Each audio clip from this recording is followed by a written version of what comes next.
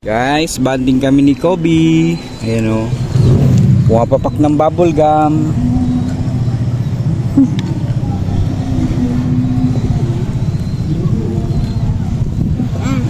Ayan yung mga kalapati natin o. Hindi tayo nakapagparonda ngayon kasi galing naman sila sa Midtos kanina. So pahingayin na lang natin sila ngayon. Tapos sa susunod na araw na lang tayo mag Midtos ulit. Sakto yan mga kalapatids, preparation para sa summer race. Kaya nagbimintos tayo ng kahit papaano, yung kaya lang natin. Kasi yung training sa club, ano na yun training na talaga yun sa kanila. So hindi naman na kailangan natin mag-rush ng ng mintos para sa ating mga warriors, no. So baliwalo silang ikakarga natin sa unang karga ng NHPC.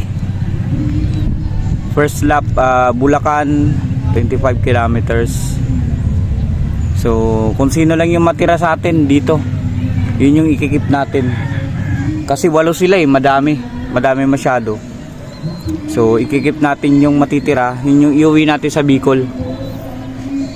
Yan. Let's go. Double check natin yung mga warriors natin kanina. Kung kompleto nga ba talaga kasi hindi ko na double check kanina. Wait lang, nak. Wait lang. Ito si Pearl Eye, si Leader. Ano ba 'to isa? Ayun si asawa nitong Bandit Brook na brown, si Sakitin, si White Flight 1, White Flight 2, tapos yung kapatid ni White Flight 2 na blue bar. 2, 4, 6, 8. Tama, sakto. Nakauwi naman nga talaga sila lahat. Malapit lang naman yun mga kalapatids, pero first time natin mag midtos na tayo talaga yung nagdala ng mga ibon sa ganung kalayo, 19 kilometers.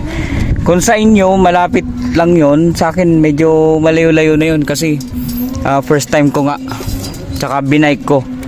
So ganun na lang gagawin natin sa mga susunod na midtos natin, kasi wala tayong aasahan na mag-midtos para sa atin para madala sa malayo yung natin kalapate.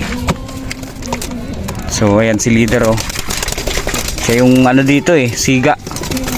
Ito yung hinihintay natin na yun yan, pares yan sila. May itlog na yan, dalawa. Yan yung hinihintay natin na pumisa. Yun yung ilalaro natin posible sa sa Bicol. Tas the rest dito talaga yan ilalaro sa NHPC. Kung sino man matira sa kanila, di para sa atin. Kung wala matira, okay lang din kasi may paano naman tayo doon. Tapos ito, kamukha ng tatay niya. Ito yung tatay niya, no? So dito mga kalapatids, ang ibon natin ay lahat halos Vandenbroek. Pwera lang dito sa isa na galing kay Boss Alan Revilla, yung itim na yan. Yung black check na yan na pares ni Frankie ay Vandenbroek din yan, double Frisco Vandenbroek, galing kay Sir Luigi Lerona. Luigi Lerona yung line yan. Tapos the rest Vandenbroek. So karamihan talaga Vandenbroek. So ilalabas ko na tong pakainan nila para pagpakain natin sa kanila bukas hindi nakababad dyan. Nalinisan na din natin. Kaso lang nagyayaya ng bumabatong isa. Baba na ba tayo? Diyan na lang muna siguro. Ayan, lit lang ng loop natin. Sana naman umano tayo. Kahit ganito yung kalagayan ng loop natin, sana naman may manalo tayo sa race ngayong summer. Kahit sino dyan. Pero ito yung pambato ko dyan, ayan Pure Vandenbroek yan, kapatid nung puti. Ayan. Yan, ang gaganda ng katawan niyan, pero ayusin pa natin sa mga susunod na linggo.